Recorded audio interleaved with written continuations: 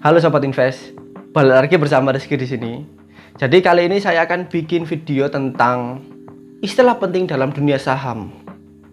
Video kali ini saya buat semenarik mungkin, saya kemas semenarik mungkin, beserta prakteknya apa saja yang harus kita lakukan. Saya tidak akan menjelaskan hal-hal terlalu tinggi, menjelaskan istilah-istilah terlalu tinggi, tidak. Saya akan menjelaskan berdasarkan apa yang harus kita lakukan. Mulai dari pembukaan rekening hingga kalian bisa memiliki satu lot lembar. Itu saja yang penting dulu. Setelah yang nanti belakangan lah. Yang penting kalian investasi sekarang. Oke, kita simak bersama-sama video berikut ini. Oke, jadi langsung aja saham dan istilah penting lainnya. Jadi nanti itu banyak banget istilah yang di luar sana yang kita ketahui. Istilah lainnya itu mungkin tentang terkait analisa fundamental atau analisa teknikal. Itu banyak banget. Jadi inilah beberapa istilah yang ada di dunia saham. Oke, tapi saya tidak akan jelaskan ini semua kepada kalian. Saya cukup jelaskan beberapa saja yang menurut para pemula itu wajib diketahui. Bingung kan? Oke, pertama kali invest saham. Apa yang harus dilakukan dan apa yang harus disiapkan?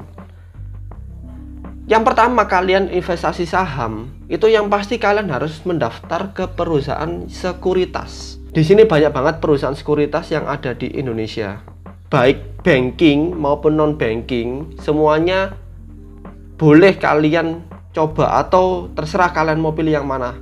Saya tidak akan rekomen satupun perusahaan ini. Karena memang basisnya adalah saya edukasi kepada kalian.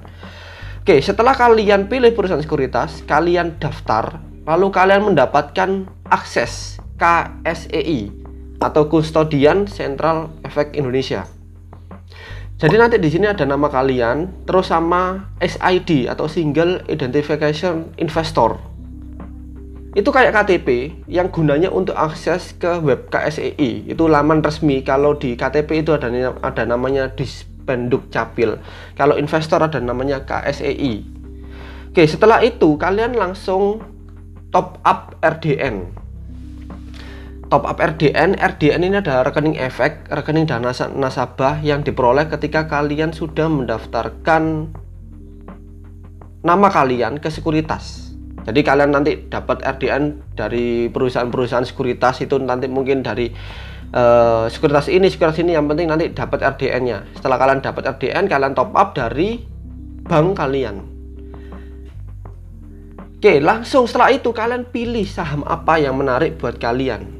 Jadi kalian bisa langsung pilih baik saham teknologi atau sektor banking atau sektor construction atau sektor yang lain, nggak masalah. Itu bebas untuk kalian, karena video saya buat kali ini bukan tentang analisa fundamental tapi terkait istilah ya. Oke, setelah ini saya akan jelaskan atau tunjukkan istilah penting di dalam aplikasi sekuritas. Aplikasi sekuritas yang saya pakai yaitu Ajaib. Mengapa Ajaib? Karena yang pasti Ajaib itu user friendly-nya bagus, dibuat memang untuk kalangan milenial dan pasti mudah dipahami. Hampir semua perusahaan sekuritas itu menunya atau istilahnya sama, jadi kita tidak membeda-bedakan yang lain. Oke, jadi yang pertama di sini ketika kalian mau buka, di sini ada yang namanya, misalkan kita contoh aja BBRI ya, Bank BRI. Di pojok kiri itu ada order book. Order book itu adalah kumpulan order jual dan beli serta berapa lot yang diperdagangkan untuk membeli saham yang dipilih. Jadi order book di sini ada bidding lot, ada bid, ada ask, ada ask lot. Itu semua adalah penawaran yang belum terjadi. Berikutnya ada broker summary. Broker summary itu adalah transaksi rangkuman yang sudah terjadi. Oke ya, yang sudah terjadi beda. Yang tadi kan belum terjadi, tapi yang ini adalah sudah terjadi. Transaksi yang dimaksud adalah transaksi jual atau beli berapa lot yang diperdagangkan. Oke kan?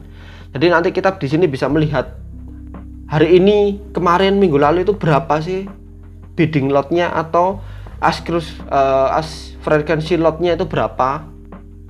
Terus di sini ada bayarnya, ini ada kode brokernya.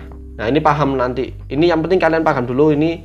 Berarti dalam situasi seperti ini kita bisa membaca kira-kira yang paling besar itu apa? Lot biddingnya atau penjualan atau jual belinya. Nah, kita bisa membaca di sini. Oke, lanjut ada yang namanya case statistik. Case statistik di sini adalah menyimpulkan kinerja perusahaan. Dibedakan menjadi ada yang pertama performance. Performance ini adalah rangkuman kinerja perusahaan selama kurun waktu kuartal, YoY atau years on years, annual, yang bisa dibuat sebagai analisa laporan laba rugi perusahaan. Jadi sebagai contoh di sini ada return of asset. Berapa sih pengembalian atau imbal balik dari aset kita atau aset perusahaannya ya? Misalkan aset perusahaannya ada 900 triliun. Pengembaliannya atau returnnya itu berapa persen dari asetnya? Semakin tinggi ROA-nya juga semakin baik kan? Yang pasti semakin tinggi pengembalian atau return dari asetnya, ya pasti paling baik, paling profitable perusahaan tersebut. Lalu contoh lagi di sini ada gross profit margin. Lalu contoh lagi di sini ada gross profit margin atau GPM. Gross profit margin itu istilahnya itu seperti berapa sih pendapatan kotor kita itu? Pendapatan kotor perusahaan itu berapa sih? Itu belum dikurangi biaya seperti biaya beban perusahaan, ada COGS, ada beban yang lain, variabel yang lain itu belum. Jadi di sini tertera 17,54%. Ini adalah perbandingan dari beberapa kuartal kemarin. Ini naiknya sekian. Oke, itu performance sekilas. Lanjut ada yang kedua ada valuasi. Valuasi itu apa? Valuasi itu adalah rangkuman hasil akhirnya dijadikan patokan apakah perusahaan tersebut growth atau stagnan. Di samping itu kita bisa melihat apakah harga saham lagi mahal atau murah. Contoh di sini yang paling penting adalah EPS, earning per share atau laba per sahamnya. Di sini tertera 151,24. Dia ada top 21 ya, valuasinya terbesar di bursa efek yang terdaftar. Jadi semakin tinggi EPS-nya juga semakin baik. Kapan-kapan akan saya jabarkan rumus menghitung EPS yang benar bagaimana.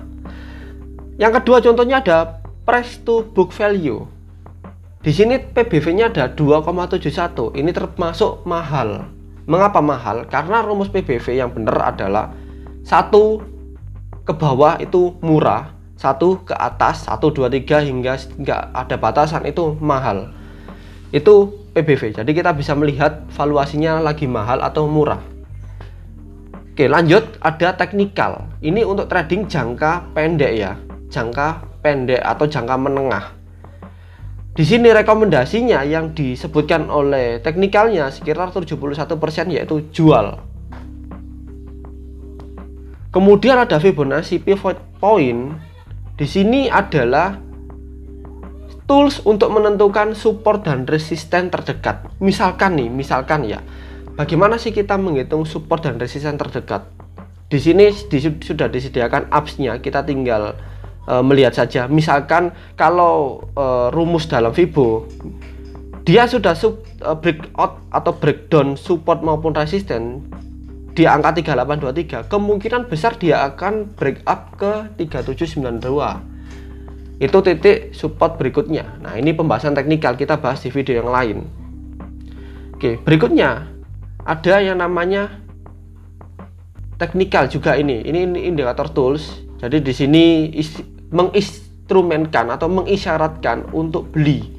Jadi RSI, stokastik, ADX, ROX ini mengisyaratkan kita untuk beli sahamnya. Lanjut yang berikutnya ada moving average. Moving average di sini juga sama. Ini indikator juga. Ini bagi technical trader yang dipakai kalau kita trading jangka panjang, tidak perlu seperti ini. Kita nanti pakai mode dollar cost averaging aja, nggak perlu seperti ini. Oke. Lanjut ada finansial. Di sini yang pertama ada income statement, yaitu laba rugi perusahaan. Di sini bisa dijadikan patokan. Misalkan yang biru ini ada revenue. Ini berarti dia sedang mengalami tren kenaikan dari kuartal 2 ke 2020 ya. Ke kuartal 4 2020 ini mengalami kenaikan. Mengapa kok ini melandai ya? Karena kita ini lihat efek pandemi. Ini melandai.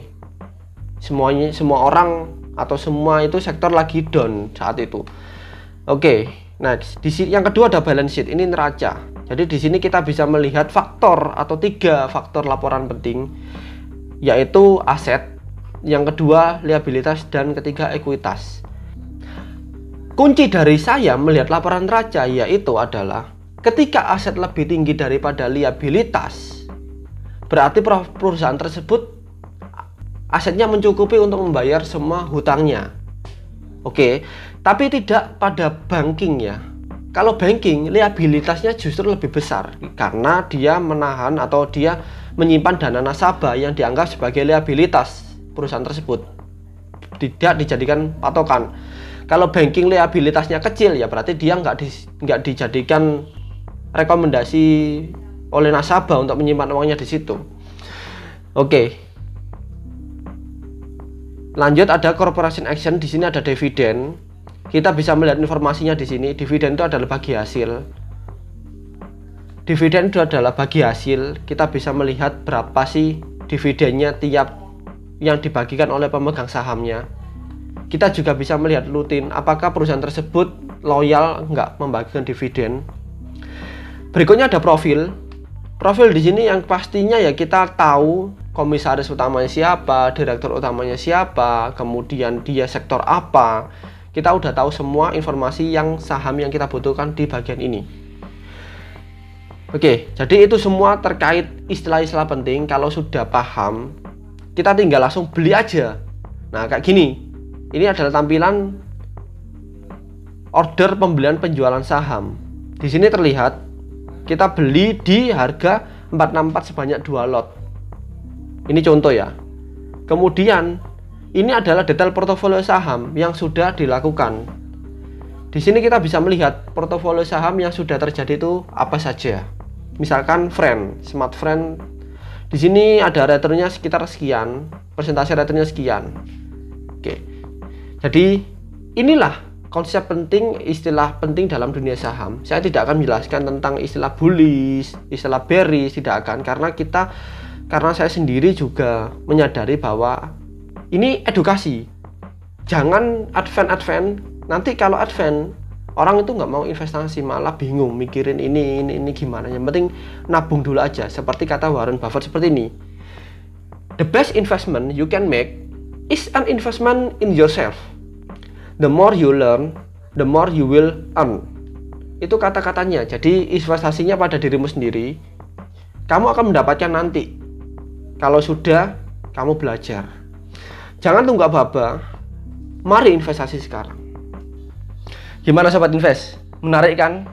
Bagi saya yang penting itu kalian investasi dari sekarang aja itu sudah saya bikin seneng. Karena saya bikin video tersebut hanya untuk kalian yang benar-benar mau investasi sejak awal.